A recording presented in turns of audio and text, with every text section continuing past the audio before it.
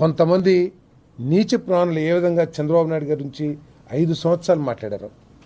ఆయన కాలి గోటికి కూడా సరిపోని వాళ్ళు ఏ విధంగా కించపరిచే విధంగా మాట్లాడారో ఈరోజు ఈ రాష్ట్ర ప్రజలందరూ కూడా అర్థం చేసుకోవాలని చెప్పేసి మనం చేస్తాం. ఎందుకంటే ముఖ్యమంత్రి గారు టెక్నాలజీలో ప్రధానమంత్రి గారిని పొగిడితే ఆయన మాటల్లోనే ఆయన ఏమన్నారో ఒక్కసారి అర్థం చేసుకోండి. చంద్రబాబు నాయుడు గారి గురించి తెలియని నీచ ప్రాణులు కానివ్వండి, అవివేకులు కానివ్వండి, ఆలోచన లేని స్వార్థపరులు, మరి సంఘ వ్యతిరేక శక్తులు ఎవరైతే ఉన్నారో వాళ్ళందరూ కూడా ఆలోచన చేయాలి. విశ్వగురువుగా గుర్తించబడ్డ సాక్షాత్ ఈ దేశ ప్రధానమంత్రి